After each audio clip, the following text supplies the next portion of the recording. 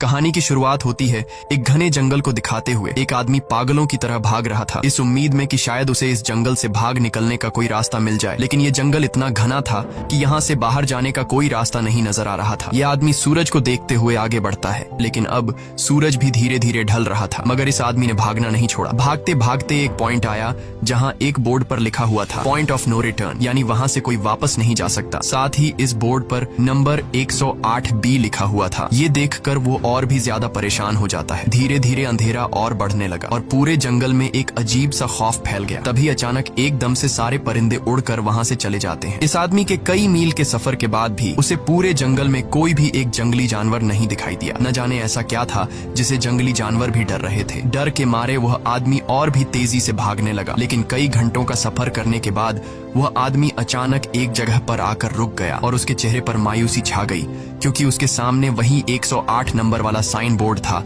जिस पर लिखा हुआ था पॉइंट ऑफ नो रिटर्न। अब आदमी को समझ आया कि चाहे मैं जितना भी भागूं पर इस जंगल से निकल नहीं सकता, इसलिए अब वो वहां छुपने की जगह ढूंढने लगा। लेकिन वहां उसे छुपने के लिए कोई सेफ जगह नहीं मिली, इसीलिए अब वो पेड़ के ऊपर चढ़ जाता है। पर तभी उस पेड़ की टहनी टूट गई, जिससे वो आदमी काफी ऊंचाई से नीचे जमीन पर आ गिरा। पेड़ से गिरने के बाद वो बहुत ज्यादा जख्मी हो चुका था। उसे काफी गहरी चोटें आई। इससे पहले कि वो बेहोश हो जाता तभी अचानक जमीन हिलने लगी और अजीब सी गुर्राने की आवाजें आने लगी। वो आवाजें सुनकर आदमी के गले में सांसें अटक गईं। तभी अचानक कोई उसे खींच कर ले गया। खींचने वाला कौन था ये नहीं दिखाया गया, लेकिन हमें उस आदमी की दर्द भरी चीखें सुनाई दी गई। इस इंसिडेंट के 6 दिन बाद हमें शहर में मीना नाम की एक लड़की को दिखाया जाता है जो एक बर्ड शॉप में काम करती है। तभी उसका बॉस आता है और मीना को एक गोल्डन पैरेट को शहर से दूर एक जू में डिलीवर करने का ऑर्डर देता है। मीना बॉस की बात को मानते हुए अब उस पैरेट को डिलीवर करने जाती है। मीना गाड़ी में बैठकर अपने मोबाइल में उस जू का लोकेशन सेट कर लेती है और अपने सफर पर निकल पड़ती है। शहर से बाहर निकलने के बाद वो एक बोर्ड पर बहुत सारे लोगों के मिसिंग फोटोज देखती है, यानी वहाँ पर कई सारे लोग गायब हो चुके थे। लेकिन मीना उन पर ज्यादा ध्यान नहीं देती और आगे बढ़ने लगती है। आगे बढ़ते दौरान मीना शॉर्टकट लेते हुए जंगल के रास्ते से गुजरती है ताकि वो जल्दी से इस पैरेट को जू तक डिलीवर कर दें, और वो पहुंच गई जंगल के बीचों बीच। ये वही जगह है जहाँ हम पहले एक आदमी को गायब होते देख चुके हैं। वहाँ आकर मीना बुरी तरह से फंस चुकी थी। वो अपने मोबाइल पर मैप देखती है, लेकिन वहाँ मोबाइल के सिग्नल नहीं आ रहे थे और उसके कार का रेडियो भी काम नहीं कर रहा था। मीना अब वहाँ से वापस निकलने लगी, लेकिन अब उसे वहाँ से बाहर निकलने का रास्ता समझ नहीं आ रहा था। थोड़ी देर बाद मीना की गाड़ी भी खराब हो गई। मीना गाड़ी से बाहर निकलती है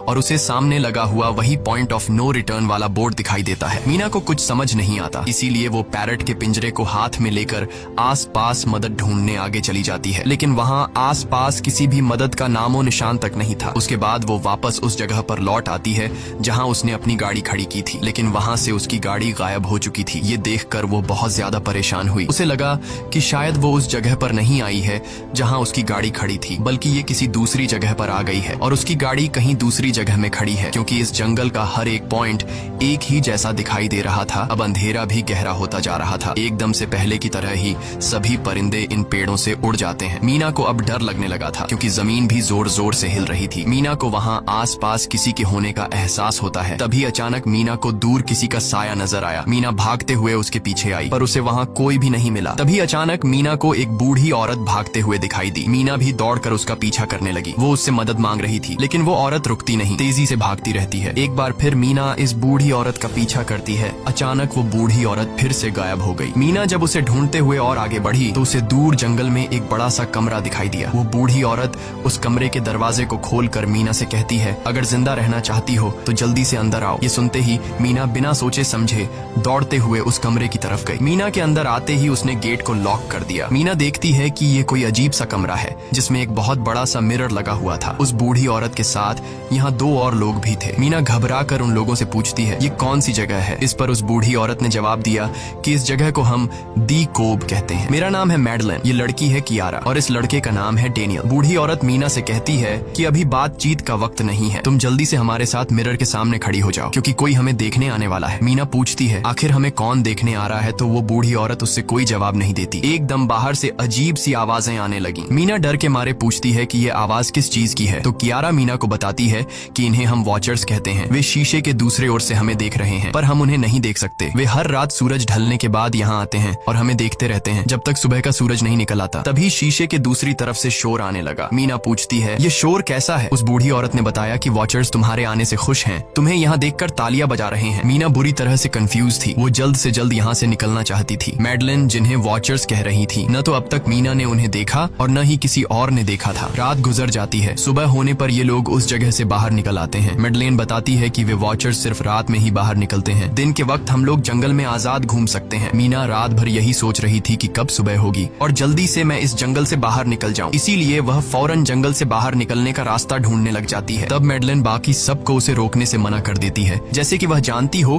कि मीना इस जंगल से बाहर नहीं निकल सकती और वह जरूर वापस आएगी। बस मीना को जाते हुए मैडलिन बताती है कि तुम्हारा यह फैसला अच्छा नहीं है। इस जंगल से बाहर निकलने का कोई रास्ता नहीं है। रात होने से पहले हमें इस घर में वापस आना पड़ता है। अगर तुम लेट हो गई तो तुम अपनी जान से हाथ धो बैठोगी। मीना किसी की बात नहीं सुनती और अपने पैरट को लेते हुए तेजी से आगे बढ़ती है। थोड़ा सा आगे बढ़ने पर उसे वहीं पॉइंट ऑफ नो रिटर्न वाला साइन दिखाई देता है। उसे देखकर वो घबरा तो गई, लेकिन उसने हिम्मत नहीं हारी और सूरज को देखकर सूरज की डायरेक्शन में आगे बढ़ती रही, पर जंगल से निकलने में कामयाब नहीं हो सकी। आगे चलकर रास्ता ही खत्म हो गया। मीना ने देखा कि वो एक पहाड़ के टॉप पर खड़ी है, जहाँ से आगे दूर दूर तक जंगल के सिवा कुछ भी नहीं था। इसीलिए वो मायूस होकर नीचे बैठ जाती है। तभी अचानक उसके कंधे पर किसी ने हाथ रखा। वो डर गई और जब उसने पीछे मुड़कर देखा तो वो बूढ़ी औरत मैडलिन थी। यहाँ मैडलिन उसे हौसला देती है और कहती है कि सिर्फ तुम ही नहीं जिसने यहाँ से निकलने की कोशिश की और हार गई। हम भी तुम्हारी तरह ही हार कर यहाँ रुके हैं। यहाँ से बाहर निकलने का कोई रास्ता नहीं। चलो मैं तुम्हें कुछ दिखाती हूँ। मैडलिन मीना को जंगल की तरफ लेकर जाती है। मैडलिन मीना से कहती है, ये जंगल एक शिकारी है और हम सब उसका शिकार। अगर जिंदा रहना चाहती हो तो हमारे साथ ही रहो। मैडलिन उसे पॉइंट ऑफ नो रिटर्न वाले काफी सारे साइन बोर्ड दिखाती है, जो कि जंगल के चारों तरफ गोल घेरे में लगे थे और उनके बीच में था उनका कमरा। मैडलिन बताती है कि यह हमारे घर से आधे दिन के फासले पर लगे हैं। अगर इसे आगे गई तो वापस लौटना मुश्किल हो जाएगा, इसलिए कभी भी यह तुम्हें नजर आए तो तुम इन्हें इग्नोर मत करना। मीना पूछती है, ये सब किसने बनाया? तो वो जवाब देती है, ये एक प्रोफेसर ने बनाया है, लेकिन अब तक उसे किसी ने देखा नहीं है। अब रात हो जाती है। ये लोग वापस उस घर के अंदर आ जाते हैं। हर रात वॉचर्स उन्हें देखने के लिए आते थे। आज कियारा नामी लड़की उनके सामने डांस करती है और कहती है ये सब उन्हें पसंद है। ऐसा नहीं था कि इन चारों को हर रात वॉचर्स के सामने खड़ा ही रहना पड़ता था। ये लोग जो चाहते वह कर सकते थे, बस ये लोग उनकी तरफ अपनी कमर नहीं कर सकते थे। ऐसा करने पर वो लोग बहुत ज्यादा गुस्सा हो जाते थे। रात में तो उन्हें सिर्फ वॉचर्स का मसला था, लेकिन दिन में भी उन्हें बहुत मुश्किलों का सामना करना पड़ता था। ये लोग जंगल से हर रोज अपना पेट भरने के लिए कुछ न कुछ शिकार करके लाते थे, जिससे उनका गुजारा हो जाता। अगले दिन कियारा और मीना दोनों जंगल में शिकार करने जाती हैं। मीना कियारा से पूछती है कि आखिर ये वॉचर्स चाहते क्या हैं? कियारा बताती है, मुझे भी कुछ खास नहीं पता, लेकिन मैडलाइन कहती है कि ये वॉचर्स हमें देखते हैं, हमें ऑब्जर्व करते हैं, लेकिन अगर हमने वॉचर्स को देखा तो हम पागल हो जाएंगे, क्योंकि वॉचर्स बहुत ही खूंखार दिखते हैं। कियारा अब उसे एक गड्ढा दिखाती है और कहती है, ऐसे बहुत से गड्ढे इस जंगल में मौजूद हैं। दिन के वक्त सारे के सारे वॉचर्स उन गड्ढों में रहते हैं और रात में वो यहाँ से बाहर निकल आते। दिन के वक्त ये लोग इसलिए बाहर नहीं आ सकते क्योंकि सूरज की रोशनी उनकी स्किन जलाती है। कियारा मीना को बताती है कि वो 5 महीने पहले अपने पति के साथ इस जंगल में आई थी और तब से वो दोनों यहाँ फंसे हुए थे, पर आज से 6 दिन पहले मेरा पति जंगल में रास्ता ढूंढने निकला है। मुझे उम्मीद है कि वो जरूर वापस आएगा और हम सबको यहाँ से सेफली ले जाएगा। यहाँ हमें मालूम होता है कि असल में कियारा का हस्बैंड वही आदमी था जिससे हमने मूवी के स्टार्ट में देखा था, जिसे कोई यहाँ से खींच कर ले गया और अब वो मारा जा चुका है। इस तरह से बातें करते हुए ये दोनों कमरे के पास वापस लौट आए। यहाँ मैडलिन ने मीना को 3 रूल समझाती है जिंदा रहने के लिए। सबसे पहला ये कि वो रात के वक्त घर का दरवाजा नहीं खोलेगी। दूसरा, रात में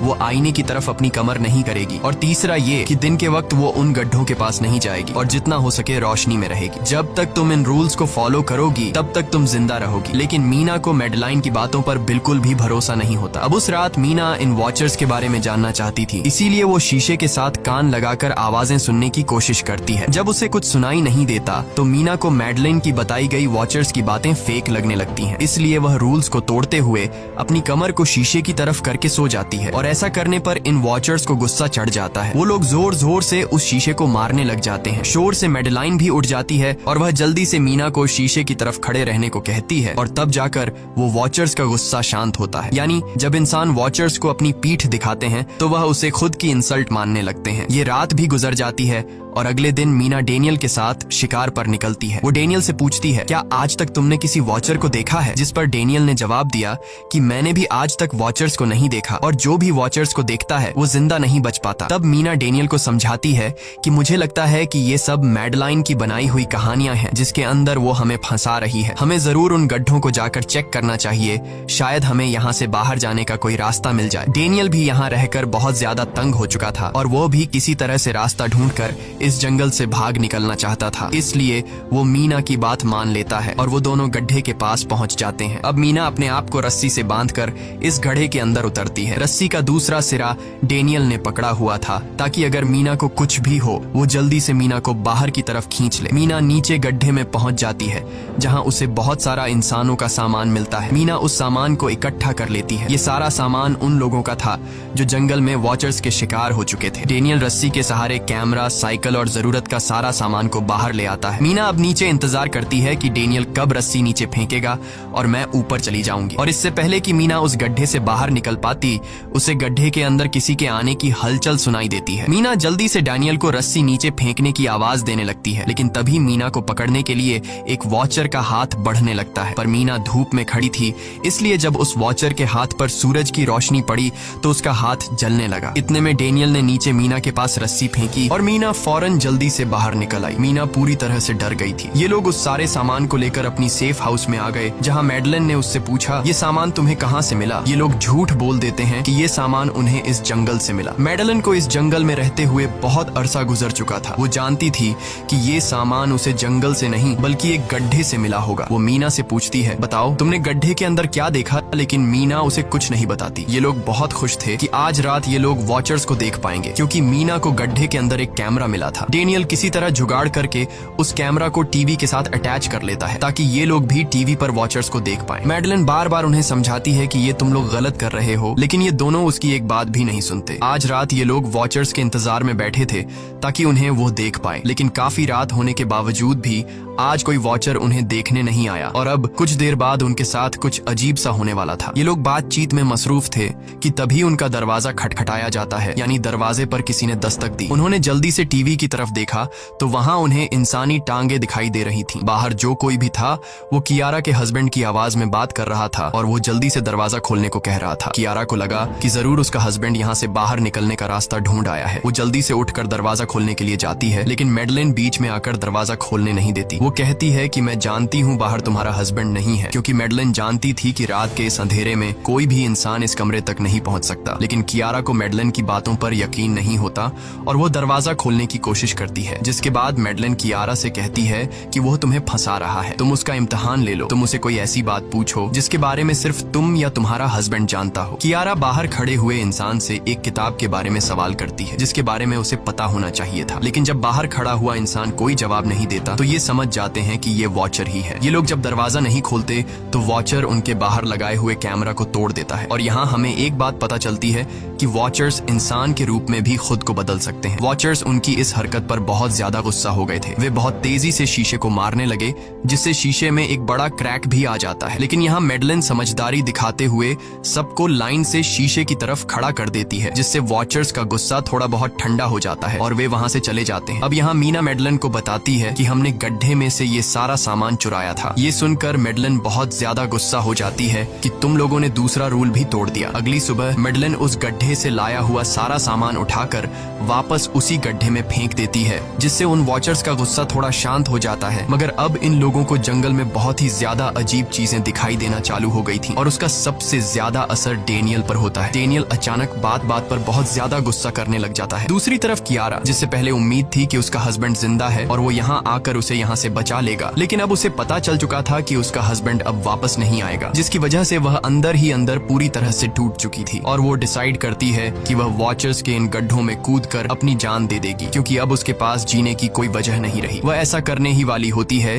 कि मीना आकर उसे बचा लेती है। इसी बीच हम देखते हैं कि डेनियल मैडलिन की तरफ अजीब तरह से देख रहा होता है और वह गुस्से में आकर मैडलिन को पेड़ के साथ बांध लेता है। डेनियल ने कहा कि अब मैं इस बुढ़िया के कोई रूल्स नहीं मानूंगा, अब यहाँ सिर्फ मेरी बात मानी जाएगी। अब रात होने वाली थी, इसलिए डेनियल कमरे की तरफ भागा और कियारा भी उसके पीछे भागी, लेकिन मीना मैडलिन के पास आई और उसकी रस्सियां खोलने लगी। दूसरी तरफ डेनियल ने कियारा को लेकर कमरे का दरवाजा अंदर से बंद कर दिया और मीना और मैडलिन को बाहर वॉचर्स के लिए छोड़ दिया। मीना और मैडलिन डेनियल से दरवाजा खोलने के लिए गिड़गिड़ाते रहे। डेनियल से रिक्वेस्ट करते हैं कि प्लीज दरवाजा खोल दो, लेकिन डेनियल ने दरवाजा नहीं खोला। अब बाहर चारों तरफ अंधेरा छा गया और वॉचर्स के आने का टाइम हो गया, इसलिए अब मजबूरन उन्हें अपनी जान बचाने के लिए एक घने पेड़ के नीचे रहकर छिपना पड़ा। थोड़ी देर बाद उन्हें वॉचर्स की गुराने की आवाजें आने लगी। इस टाइम मीना और मैडलिन के साथ हमें भी उन वॉचर्स की एक झलक दिखाई जाती है। ये लोग लंबे, पतले और खतरनाक थे। सब अपने अपने गड्ढों से निकलकर इंसानों को देखने के लिए उस सेफ रूम तक पहुंचते हैं। और जब ये लोग देखते हैं कि मीना और मैडलिन वहाँ नहीं हैं, तो वो उनको खाने के लिए जंगल में ढूंढने लग जाते हैं। और जब ये वॉचर्स दूर जाते हैं तो मौके का फायदा उठाते हुए ये दोनों फिर से सेफ रूम तक आ जाते हैं और डैनियल से रो रो कर दरवाजा खोलने को कहते हैं। इस बार डैनियल के दिल में रहम जाग जाता है और वो उनके लिए दरवाजा खोल लेता है। अब अंदर जाने के बाद पहले तो मैडलिन डैनियल पर गुस्सा करती है और फिर इन सबको शीशे के सामने खड़ा करके वॉचर्स के बारे में कुछ बातें बताती है। मैडलिन ने कहा कि अब तक हम बहुत से रूल्स तोड़ चुके हैं, इसलिए मुझे नहीं लगता कि इस बार वॉचर्स हमें माफ करेंगे। मैं तुम लोगों को वॉचर्स के बारे में कुछ सच्चाई बताना चाहती हूँ। दरअसल मैं जब यहाँ पहली बार आई थी तो मैंने कुछ ऐसा देखा जिससे मेरे होश उड़ गए। मैंने अपना ही एक डुप्लीकेट देखा। असल में वो एक वॉचर था जो मेरा रूप लेने की कोशिश कर रहा था। हालांकि उसकी आंखें और बाल बिल्कुल परफेक्ट नहीं थे। मीना ने पूछा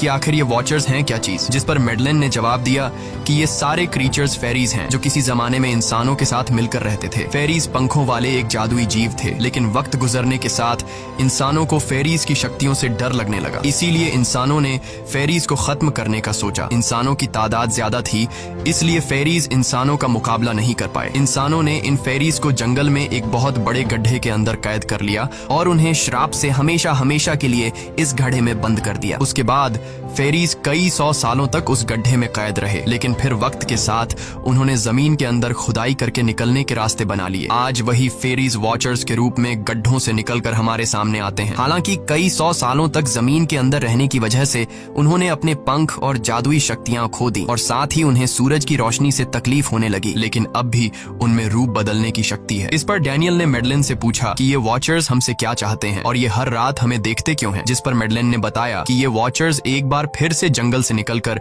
इंसानों के बीच रहना चाहते हैं, लेकिन अपने असली रूप में ये इंसानों के बीच नहीं रह सकते। इसीलिए उन्होंने हमें यहाँ रखा हुआ है ताकि हमें देखकर हमारा रूप ले सकें और हमसे आज के दौर के तौर तरीके सीखकर इंसानों के बीच रह सकें। मैडलिन ये सब बातें बता ही रही थी कि अचानक सभी वॉचर्स वापस लौट आए और जब वॉचर्स को पता चलता है कि मैडलिन और मीना वापस अपने कमरे में आ गए हैं तो वो सब गुस्से से भड़क उठे और दरवाजा तोड़ने की कोशिश करने लगे। इन चारों ने टेबल को खींचकर दरवाजे के सामने रख दिया ताकि दरवाजा वॉचर्स तोड़ न सके, लेकिन वॉचर्स की ताकत काफी ज्यादा थी और इन चारों को पता चल चुका था कि जल्द ही वॉचर्स अंदर आ जाएंगे और उन्हें मौत अपनी आंखों के सामने दिखाई दे रही थी। तभी उन्होंने देखा कि टेबल को घसीटकर दरवाजे तक ले जाने की वजह से कारपेट पलट गई है। जब उन्होंने कारपेट हटाया तो उन्हें नीचे एक बड़ा लोहे का गेट नजर आया। उन्होंने जल्दी से गेट खोला तो उन्हें पता लगा कि नीचे एक बहुत बड़ा बंकर है। ये लोग जल्दी से उस बंकर के अंदर घुस गए और ऊपर से लोहे का गेट बंद कर दिया। ये लोग इस बात को लेकर परेशान थे कि ये बंकर यहाँ पर मौजूद था और इन लोगों को पता भी नहीं चला। इस बंकर के नीचे बहुत फैसिलिटीज थी, हजारों दिन का खाना, एक कंप्यूटर और भी बहुत सारा जरूरत का सामान रखा था। मीना जानना चाहती थी कि आखिर ये जगह किसने बनाई, इसीलिए वो उस कंप्यूटर को ऑन कर लेती है। उस कंप्यूटर में बहुत सारा डेटा सेफ था जिसे खोलने पर उन्हें पता चलता है कि ये सारी जगह प्रोफेसर मार्टिन ने बनाई थी। असल में प्रोफेसर को इन क्रीचर्स के बारे में पता था। वो इन वॉचर्स पर रिसर्च करना चाहता था, इसीलिए उसने ये बंकर बनाया था। पैसों का लालच देकर वो दूसरे इंसानों को काम के लिए यहाँ लेकर आता था और रात के वक्त मजदूरों को ऊपर कमरे में छोड़कर खुद यहाँ आकर छुप जाता था और वो वॉचर्स फिर उन इंसानों को खा जाया करते थे। अगली वीडियो में डॉक्टर मार्टिन बताते हैं कि उनकी रिसर्च के दौरान उन्हें एक सबसे अलग फेरी मिली जो रोशनी में भी उन गड्ढों से बाहर आ सकती थी। डॉक्टर बताता है कि उस वॉचर ने एक बच्ची का बिल्कुल परफेक्ट रूप ले लिया था जिसे कोई पहचान नहीं सकता था। वो बहुत अच्छी थी, उसने डॉक्टर मार्टिन को मारा नहीं। डॉक्टर मार्टिन उसे यहाँ ले आया। तभी प्रोफेसर ने कैमरा को दूसरी तरफ मोड़ा। तब उन्होंने देखा कि प्रोफेसर ने उस छोटी सी बच्ची के रूप में आए वो क्रीचर को पिंजरे में कैद कर लिया है। पता नहीं डॉक्टर उसके साथ कौन सा एक्सपेरिमेंट करने वाला था। उस कंप्यूटर में बहुत सी वीडियोस थी और हर वीडियो में कुछ न कुछ बताया हुआ था। मीना बस ये जानना चाहती थी कि आखिर में क्या हुआ, इसीलिए वो सबसे आखिरी वीडियो प्ले करती है जिसमें वह देखती है कि प्रोफेसर खुद को और उस फेरी को मारने वाले हैं। मरने से पहले वह इस जंगल में फंसे हुए लोगों के लिए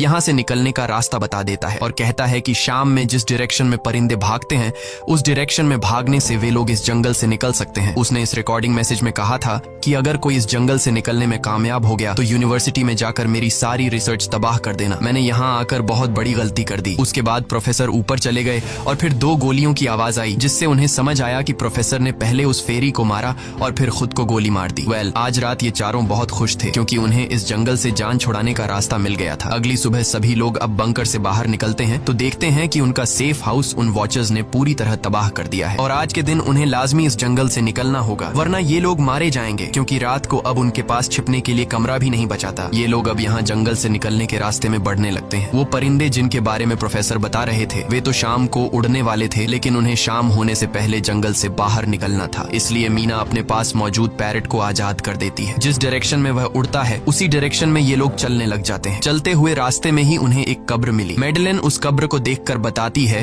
कि एक वक्त था जब ये लोग इंसानों के साथ रहते थे, लेकिन इंसानों ने उनके साथ बहुत बुरा किया, धोखा किया और उन्हें यहाँ जंगलों में फंसाकर खुद चले गए। कई घंटे सफर करने के बाद ये लोग एक नदी के पास पहुंच गए। वहाँ उन्हें प्रोफेसर का एक बोट मिला, जिसको देखकर ये लोग बहुत खुश हुए। लेकिन उनकी खुशी अब कुछ ही देर की मेहमान थी, क्योंकि अब अंधेरा हो चुका था और वॉचर्स के आने का वक्त हो गया था। उससे पहले कि ये लोग डॉक्टर मार्टिन की बोट में बैठकर यहाँ से दूर चले जाते, तभी उन्हें पीछे से किसी की आवाज आई। जब उन्होंने पीछे मुड़कर देखा तो वो कियारा का हस्बैंड था, जो मदद के लिए चिल्ला रहा था। वो बहुत ही जख्मी हालत में था। बाकी सब बोट में बैठ चुके थे, इसलिए डेनियल अकेला उसकी मदद के लिए गया। डेनियल कियारा के हस्बैंड को खींचकर बोट की तरफ लाने लगा, लेकिन तभी ये लोग बोट से देखते हैं कि डेनियल जिसकी मदद करने गया वह कोई इंसान नहीं बल्कि एक वॉचर है, जिसने उनके सामने ही डेनियल का रूप ले लिया। वो लोग कुछ भी नहीं कर पा रहे थे। अब उस वॉचर ने डेनियल को मार दिया। उन्हें इस बात का पता था कि वॉचर्स इस नदी को पार नहीं कर सकते हैं और फाइनली ये लोग खुद इस नदी को पार करके शहर तक पहुंच जाते हैं। और कहानी में असल ट्विस्ट इसके बाद आया। शहर पहुंचने के बाद ये तीनों अलग अलग रास्तों पर चले गए और कुछ दिनों बाद अब मीना जल्दी से डॉक्टर मार्टिन के कहने के मुताबिक उनके यूनिवर्सिटी में उनका सारा डेटा खत्म करने के लिए आई। उससे पहले कि वह उनका रिसर्च डेटा डिलीट कर देती, तभी उससे वहाँ एक टेप रिकॉर्डर मिला और उस टेप रिकॉर्डर से मीना को एक नया राज मालूम हुआ। जब हजारों साल पहले इंसान और फेरीज एक साथ रहते थे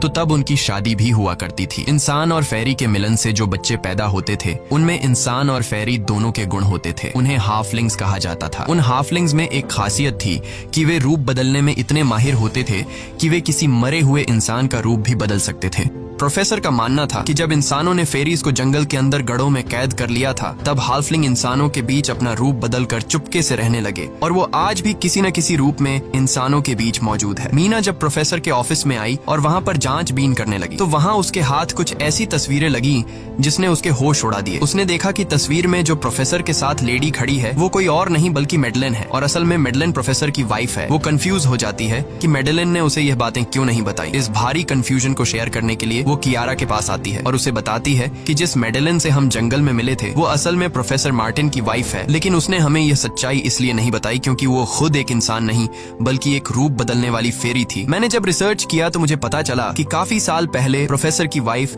मैडेलिन कैंसर की वजह से मर गई थी। ये सुनकर कियारा कहती है कि फिर वो मैडेलिन कौन थी जो इतने समय से हमारे साथ थी। इस पर मीना कहती है, मुझे सब समझ आ रहा है। दरअसल प्रोफेसर अपनी वाइफ के मरने से बहुत दुखी थे और उसे हर हाल में वापस पाना चाहते थे और जब प्रोफेसर को इन रूप बदलने वाली फेरीज के बारे में पता चला तो प्रोफेसर ने उस रूप बदलने वाली फेरी को पिंजरे में कैद किया, जो एक बच्ची का परफेक्ट रूप लेकर उनके पास आई थी। प्रोफेसर ने अपनी वाइफ की फोटो दिखाते हुए उस फेरी को अपनी वाइफ मैडेलिन जैसा बना दिया, क्योंकि वो फेरी बाकी फेरीज से अलग थी। वो दिन में भी बाहर आ सकती थी। मीना ने कहा कि मैंने मैडेलिन को यहाँ बुला लिया है, हमें किसी तरह से करके उसे वापस जंगल भेजना होगा। तभी एक कार वहाँ आकर रुकी। जब उस कार से जो इंसान उतरा उसे देखकर मीना के गले में सांस अटक गई। वो कियारा थी, यानी कि अब तक जो मीना के साथ थी वो मैडेलिन थी। उसने कियारा का रूप ले रखा था। कियारा जैसे ही घर के अंदर आई तभी मैडेलिन ने कियारा के हस्बैंड के रूप में बदलकर उसे बेहोश कर दिया। मीना ने मैडेलिन से कहा, आखिर तुम चाहती क्या हो? जिस पर मैडेलिन गुस्से में आकर कहा, मैं फेरीज की सबसे अलग मखलूक हूँ। मेरे सभी साथी बचपन से मुझे चिढ़ाते थे। वो मुझे अपने साथ नहीं रहने देते क्योंकि मैं सबसे अलग थी। मैं उस जंगल में अकेली पड़ चुकी थी और मैं उस जंगल से निकलकर बाहर लोगों के साथ मिलकर रहना चाहती थी। फिर एक दिन प्रोफेसर उस जंगल में आया।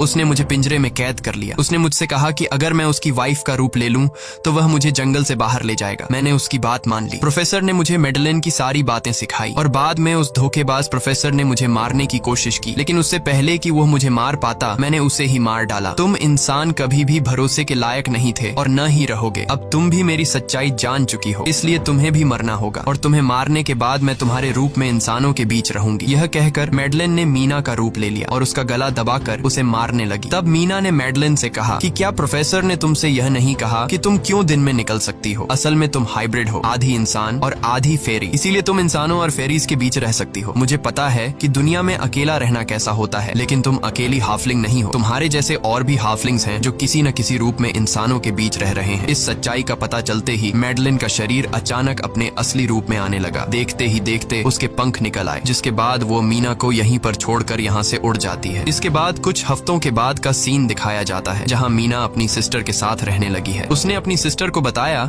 कि शायद वो फेरी अभी भी मेरा पीछा कर रही है। तब मीना की सिस्टर उसे कहती है कि तुम डरो मत, ऐसा कुछ नहीं है। और कहानी के एंड में हम एक छोटी बच्ची को देखते हैं जो कि उस वक्त मीना के घर के नीचे खड़ी थी। ये कोई और नहीं बल्कि मैडलिन थी, जो अब उनके दुनिया में उस रूप में रह रही है। और इसी के साथ ये कहानी खत्म हो जाती है। अगर आपको ये वीडियो अच्छी लगी हो तो हमारे चैनल को सब्सक्राइब और वीडियो को लाइक जरूर कीजिएगा।